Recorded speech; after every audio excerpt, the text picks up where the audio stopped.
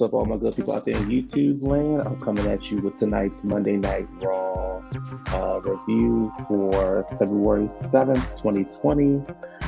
I want to thank everybody who has subscribed to my channel. I want to let you guys know I'm on the road to 100 subscribers.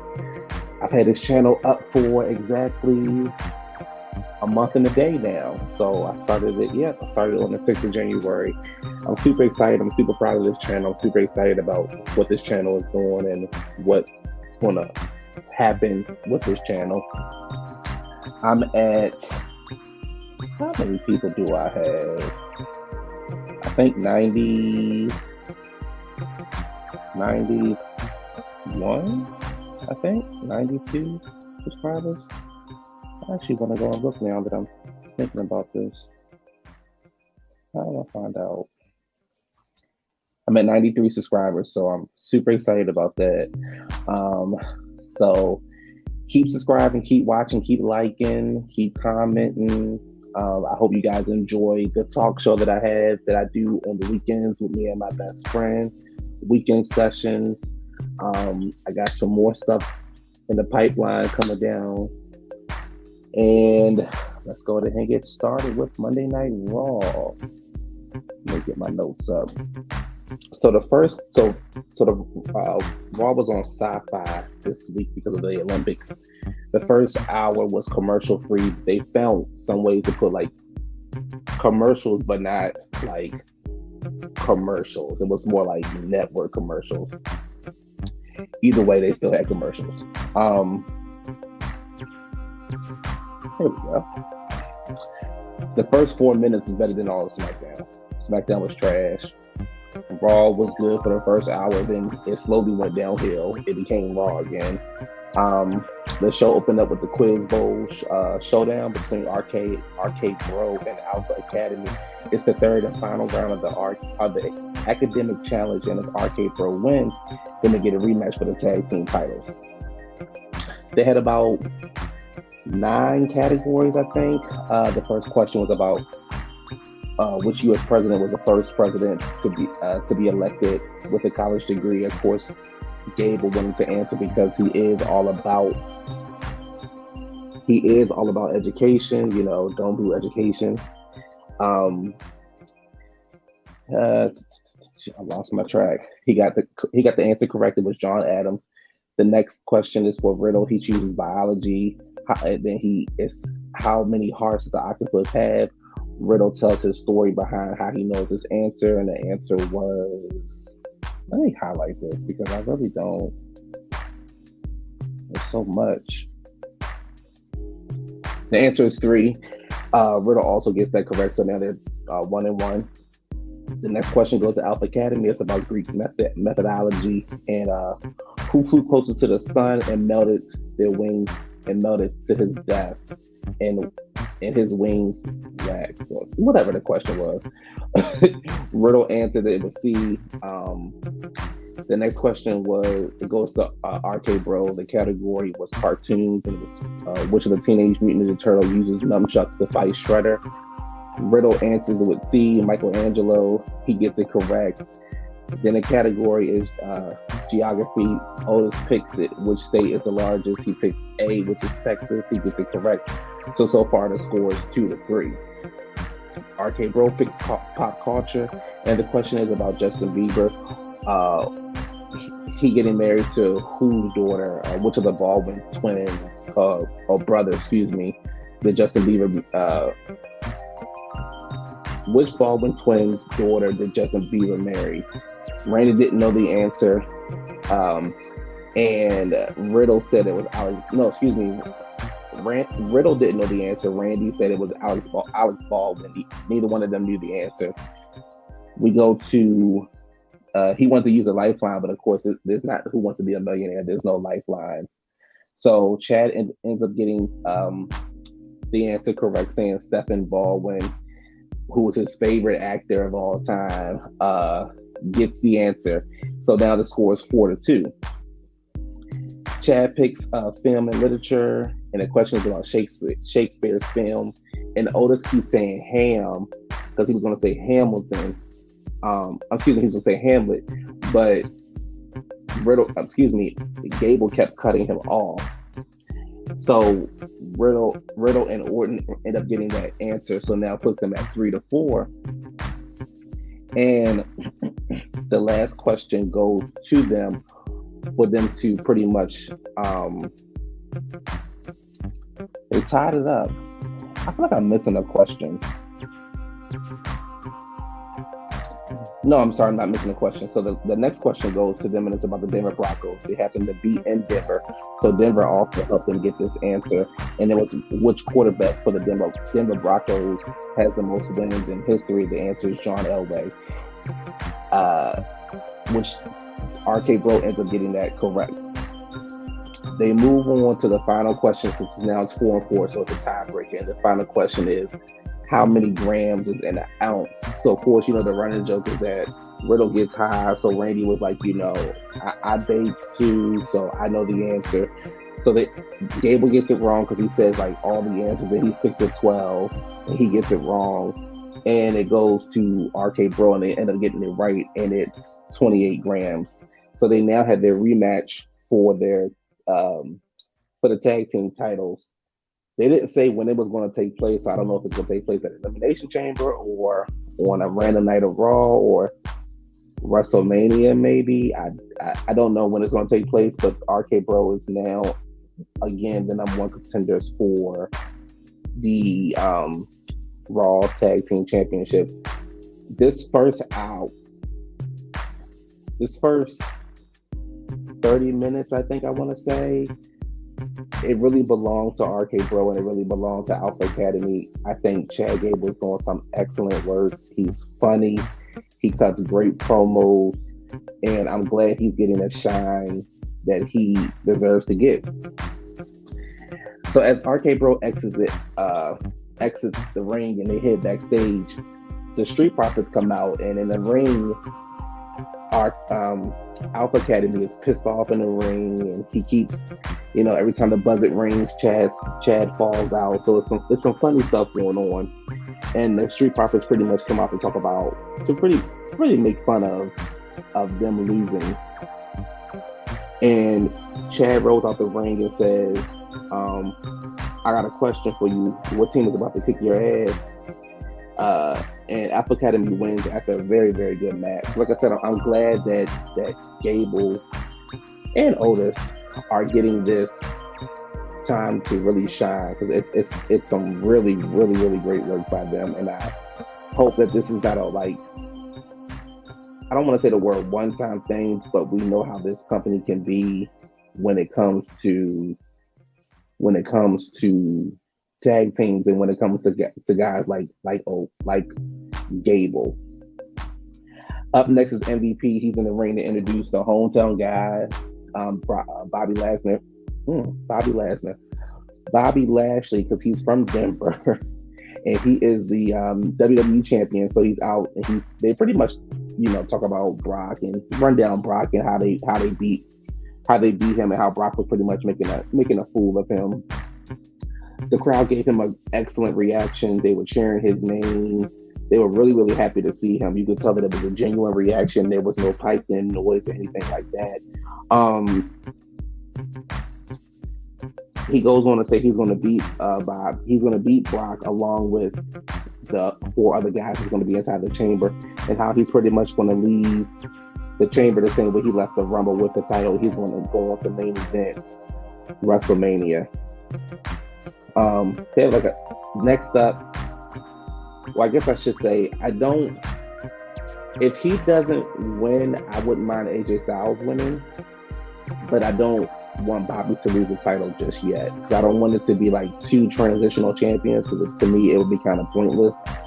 I know a lot of people are really saying they need to go ahead and do the title versus title, but even if they do the brands, even if they end the brand split, you're still going to have guys who are still not going to get the time. So, I mean, you having one title for each show, you're still going to find people that's not going to get the time. They're still not going to put them priority. It's not going to change anything. Only thing people want to do is complain about how you did the end of the brand split, but nobody's still not getting any time. So to me, it would be pointless to end the brand split, and then we both know the networks don't want that. So I think people should stop saying it. Up next is Alexa Bliss segment with her therapist. It was nothing. The next match is a championship contenders match. To me, it was very random. It was a pointless match. I didn't understand the point of it, especially since it was between Damian Priest and AJ Styles. And to me, I'm like, AJ Styles in what 2 weeks is getting a championship opportunity inside the chamber. So why is he going against the champion, the United States champion? And then he also he beat the champion. I mean, he hit a beautiful, phenomenal forearm off the top rope. It was a beautiful sight. It was amazing. But to me, it was a pointless match. And once again, Damian Priest loses. So I feel like Damian Priest loses. I feel like he's going to end up losing his title pretty soon. I do know next week they have a title match. Maybe AJ gets the title. To me, it would be kind of pointless unless you're going to do something with AJ in a title WrestleMania. I would just keep it on Damian. I wouldn't take it off of him. Up next, we find out about the women that's going to be in the Elimination Chamber. Now, they mentioned it earlier today on social media, but they shared it again today on the show. And the chamber for the women is going to consist of Bianca Belair, Rhea Ripley, Doudrop, Liv Morgan, Nikki Trash, and a mystery opponent. A lot of people are saying Asuka. A lot of people are saying Bayley. I was thinking them too, but I think it probably just ended up being Alexa Bliss. I wouldn't mind it being Asuka or Bayley, but I think it's going to be Alexa Bliss. I do think that Bianca will win, and I'm wondering if they're going to. Cause a lot of house shows they've been doing a triple threat with Bianca, Rhea, and Becky for the championship. So it'd be interesting to see if that's the match at Mania or not. So it'd be interesting to see.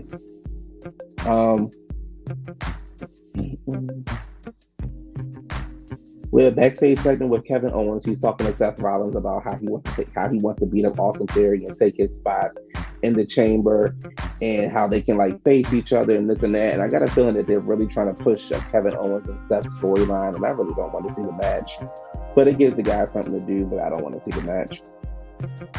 And you know how he's going to take out Austin. He's going to take his spot in the chamber. So we'll see what happens.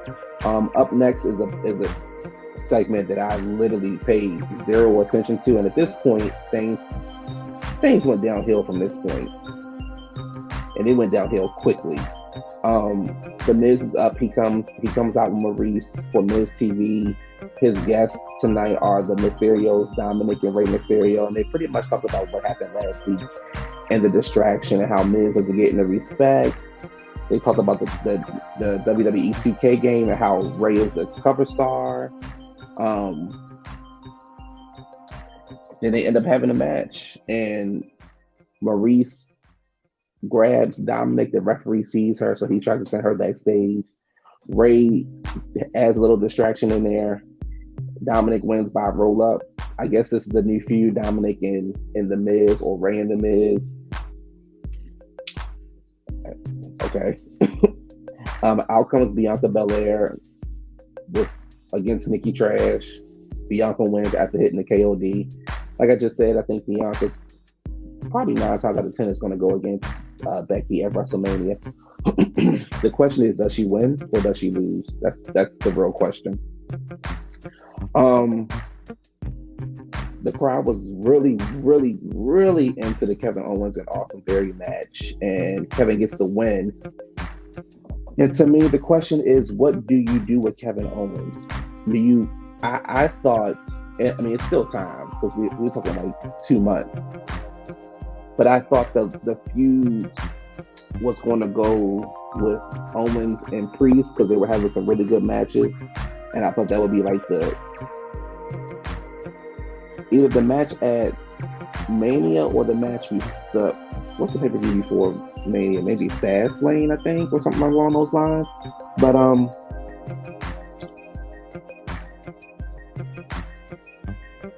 don't know what you do with Kevin Owens. It's weird because I like Owens, but I don't know if I want him to be champion. I think he's great in the ring. I just don't know if I want him to be champion. I don't know. If you don't make him champion, just give him the United States Championship. He's great. So give him that. Give them a nice match. Give them like a ladder match. Give them like some kind of multi-man match for the title. Add Kevin Owens. Add Rey Mysterio. The Miz. Priest. Who else is on Raw? And whoever else is not getting used on Raw, I can't think right now. Lita comes out next. The crowd was kind of lukewarm for her reaction compared to what they were last week. She talked about the Rumble. She talked about how it feels like she was home and she's been waiting for this match, being in the Rumble, and how the Rumble made her feel like she was back at home in the company, and how she's been waiting for a match like this for long, as we know that Lita is going to face Becky Lynch at Elimination Chamber. It's her first championship match in 15 years. I guess they needed something for Becky to do. We know she's not losing. So, Becky comes out and talks about how it hurts that Lita wants to take everything from her because she grew up idolizing her. She's one of the reasons she's gotten to the business. Lita pretty much said, "I know that I'm the underdog. The underdog always comes out on top. And I'm pretty much going to take your title and go to WrestleMania." So, we'll see. We know it's not going to happen, but we'll see. They have some more back and forth words in the ring. Becky goes to exit the ring, but then she comes back to attack Lita. She beats Lita down. Lita gets back up. Lita hits a twist of fate and hits a moonsault, which is better than Charlotte's moonsault. And the crowd was dry. The crowd was dead. The crowd was not into it. So the crazy thing is, when they get to Saudi Arabia, they're going to, or wherever they're going, the crowd is always going to be into the matches because those matches only happen once a year or twice a year, so they're always going to be into those matches. But over here, it doesn't mean anything to us. Like, I like Lita, but I don't want to see her in this match. Kevin Owens is backstage with Sonya Deville and Adam Pearce to find out that he's not taking Austin Theory's place in the Chamber because he lost the qualification match last week. So no matter what he did this week, he lost the Chamber match last week. He also, Sonya also tells him that he might not even be at Mania, which lets us know he's going to be at Mania. And he pretty much is begging and pleading, saying why he needs to be at Mania, why he needs to, why he needs to do this, why he needs to do that, and Mania. The people in Texas can't be without him. The people in Texas need him, and things like that. So again, like I said earlier, I don't know what you do with Kevin Owens, but I don't believe that you're not going to have a WrestleMania without Kevin Owens. I think somewhere along this line, I didn't take notes on it because I don't care. But I think Alexa Bliss had the rest of her segment with her therapist. And if I'm not mistaken, I think she's slowly transforming back into the goddess because she had like the pink stripe with her hair. And I don't think she had that before. Like, again, I haven't been paying attention to her segments, but she had the pink stripe in her head. So, Liv Morgan and Doudrop was next. Doudrop wins. The crowd was kind of trying to get into it, but nobody's really checking for Doudrop. And unfortunately, nobody's checking for Liv anymore because they're just not going to do anything with her. My question is, was Sarah Logan a one-time thing, or is she back in the company? Because you can just put them back, since you're clearly going to keep the tag team titles, you can just put them back in a tag team together. Then you have two teams. And then you have the Bellas also, who probably will end up being in Mania. Who knows? Who cares? The main event, I was confused by the main event because I felt like if you guys wanted the tag team match, you should have just made it a tag team match. The main event was Seth Rollins versus Riddle.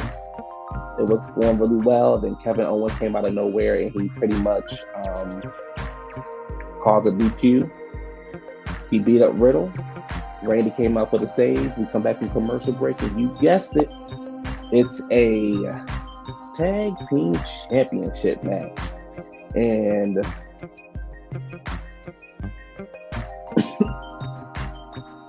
it was a good match. I mean, but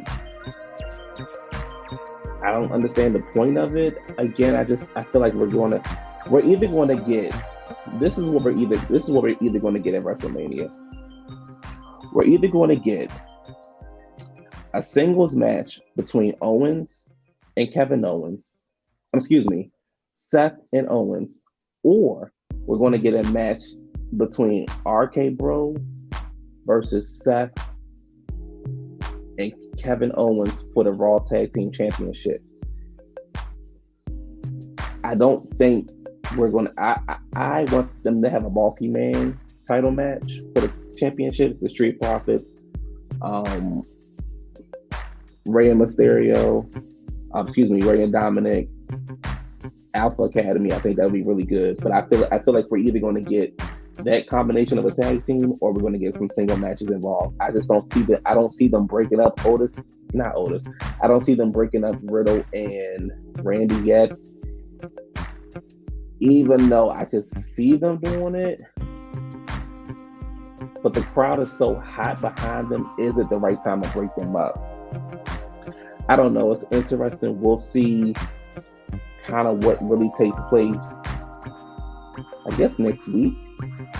And you have one more pay-per-view, which I don't think we need another pay-per-view. I think you should just leave that whole month of March to just build up for Mania, because Mania is literally the first 2 days of the month of April. So, but Raw was better than SmackDown, which I've been saying this a lot lately. The first hour of Raw was really, really good. It was better than, like I said, the first 4 minutes was better than the entire episode of SmackDown. So we'll see what happens Friday, and then next week is a pretty stacked show so far. You have Brock Lesnar returning. You have the United States Championship match between AJ Styles and Damian Priest. And I don't know if they announced anything else, but they're definitely going to stack next week's show up, because it is the go-home show for Chamber. Because Chamber is next Saturday, if I'm not mistaken. So we'll see what happens on SmackDown this week. I know SmackDown this week we have Naomi and Charlotte for the Raw Women's Championship. For the SmackDown Women's Championship title, and I wonder if Sonya or Ronda will get involved. Yeah, that's pretty much it. That's my review. I got another episode of Weekend Sessions coming up this Saturday. If you guys have any questions you want to share, go back and look at my videos, and you'll see what I'm talking about. I'm on the road to 100. I have 93 subscribers. I need to get more. If I can get past 100 this week, that's even better. But if I can just get to 100 this week, that would be perfect. You guys can check me out on my social medias. The links are in my descriptions. Support the channel. Like Cash App is up there to support the channel. I'm still trying to find some good microphones. I'm still trying to find the right streaming software I want to use. Right now I'm using StreamYard. I'm thinking about using Restream next week. We'll see. And I'm still looking for graphic designers and things for intros for my channel. So if you guys know any people or know how to do any of those things, please hit me up, send me a message, leave me a comment. I'm still just trying to find the perfect,